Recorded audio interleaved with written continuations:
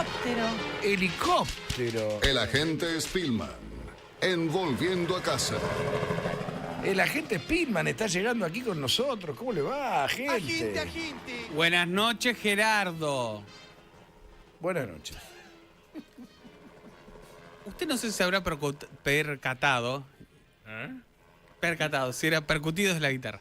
Percatado. Pero este 9 de julio no hubo Te Deum. No, si Milei no fue. Ah, pero no hubo nada, claro. No hubo, la convocatoria la hace el presidente y se hace en el arzobispado, en la Catedral Metropolitana, se hace el clásico Te Deum, 25 de mayo, 9 de julio. Claro, tenés razón. Este año, el presidente del Gobierno Nacional decidió no convocar al Te Deum. Y usted me dirá, ¿pero porque se iba el presidente a Tucumán? No.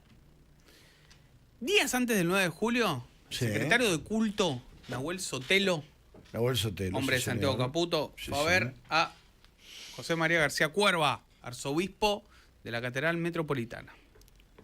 A quien nos acostumbramos a escucharlo mucho durante los últimos días, las últimas semanas o meses de Francisco. Claro. Y después no le dimos mucha más bola. Un tipo muy interesante, sí. Sí, muy interesante. La verdad, un cargo clave, ¿no? Como es el Sí, arzobispado de Metropolitano.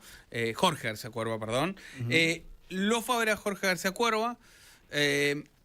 Y ahí se pusieron a charlar un poco de lo que podía ser esta convocatoria del Te Deum de 9 de julio.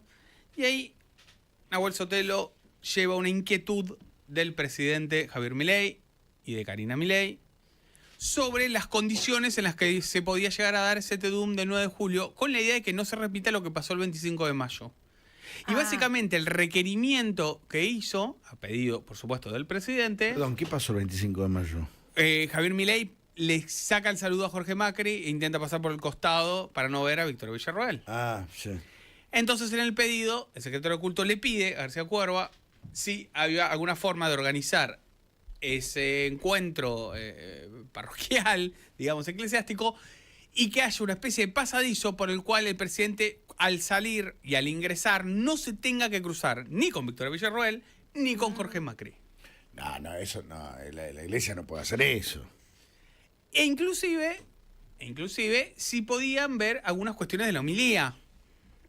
Básicamente dos cosas a las cuales García Cuerva El se contenido negó. de la homilía. Toquetear la homilía del... Charlar un poco sobre algunos tópicos. Me estás cargando. Claro. Bueno, Le podían presentar un ghostwriter, Santiago Caputo, por ejemplo. algo así. Claro. lo dijo obviamente de manera amistosa, pero un poco charlar sobre lo que podría llegar a ser la homilía. No es que planteó, quiero cambiarla directamente, su funcionario inteligente, Sotelo. Por supuesto, García Cuerva se negó a las dos cosas. Y claro, por supuesto. Y Sotelo llevó la inquietud a la Casa Rosada y no hubo convocatoria al Te Deum, que no tenía nada que ver con el viaje no a Tucumán, sino con que el presidente no quería cruzarse ni con Villarroel ni con Jorge Macri. Qué bárbaro, qué tontería, ¿no? Cuento esta anécdota, la verdad que no haya habido Te Deum pasó muy por debajo del radar. Nadie Y porque se todos percató. hablamos de que Milei no Verdad. viajó a Tucumán y después, la adrenalina y la locura de este país te lleva de un lado al otro. Claro, igual podría haber habido Te Deum tranquilamente. Sí. ¿Por qué cuento esta historia? Esta historia que por supuesto no pasó a mayores. A ver, el presidente no se quería cruzar ni con su vice ni con el jefe de gobierno. Porque lo que estamos viendo en esta etapa, y lo hemos dialogado de esto muchas veces, son una serie de enojos y de peleas increciendo del gobierno en casi todos los ámbitos Todos los vinculados a la vida frentes. pública. Sí. Es verdad. Ha sido tremendo esto. Lo que cuento es la relación con la iglesia, que viene con muchos tires aflojes. En la iglesia cayó muy mal también que el presidente vaya a inaugurar un templo evangélico hace poco. Me imagino, claro, no había pensado eso. Pero claro, absolutamente, Carola. Y también porque Carola sabe de estos temas, por lo cual sabe a lo que me refiero. ¿De qué tema sabe, Carol? No, de los temas... Estas cosas, Tato. No, bueno. Los temas vinculados a la relación de gobierno y ¿Y los iglesia. templos evangélicos? No. No, pero este tipo de cosas tiene que caer mal en la iglesia, es esperable, ¿sí? Claro. E incluso en los evangélicos tradicionales, en el protestantismo tradicional, que no son esto Claro, también. que no son las iglesias evangélicas, Claro, ¿no? Tal cual. claro. Esto se dio en el movimiento en paralelo en el cual otra reunión que también bajó por debajo del radar, pasó muy por debajo del radar, que es previo al enojo de los 24 gobernadores, que es una reunión que hubo en el Consejo Federal de Inversiones, donde Toto Caputo recibió a 19 ministros de Economía provinciales, donde se empezaba a charlar un poco sobre el tema del equilibrio fiscal y donde básicamente habló Carlos Guberman, que es la mano derecha de Toto Caputo y quien habla con los ministros de Economía. La reunión salió mal. Salió mal básicamente porque no se pusieron de acuerdo en el tema del fondeo. Y ese fue como el comienzo de la crisis que vimos hoy con la aprobación de las leyes en el Senado. ¿Qué es el fondeo? El fondeo es con qué se iban a financiar, o sea, cómo iba a ser el financiamiento a partir del 2026 y el 2027 para los gobernadores, en términos de obra pública, aporte del Tesoro Nacional, cómo hacer el tema impositivo. No se pusieron de acuerdo. Hay muchos gobernadores inclusive que están reclamando deudas al gobierno nacional. El gobierno nacional responde, bueno, sigan achicando el Estado. Algunos que plantean, nosotros ya achicamos el Estado y somos superavitarios. E igual nos quedamos sin obras porque el gobierno nacional nos está retaseando fondos. Esa discusión no se saldó y fue la precuela de lo que vimos hoy, que es los gobernadores dando quórum, muchos acompañando algunas leyes, inclusive planteando leyes propias.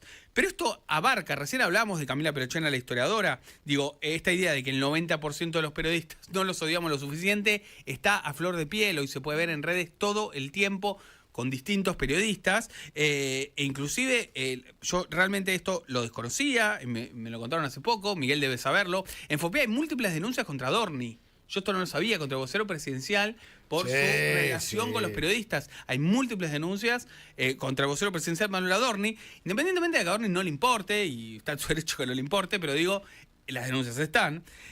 Y por supuesto, la cantidad de economistas en los cuales los llama mandriles, bueno, ya han sido casi incontables, ¿no? O sea, hay un montón de economistas que han sido vilipendiados, digamos, criticados por el gobierno nacional. Y déjame agregar uno más, un eje más.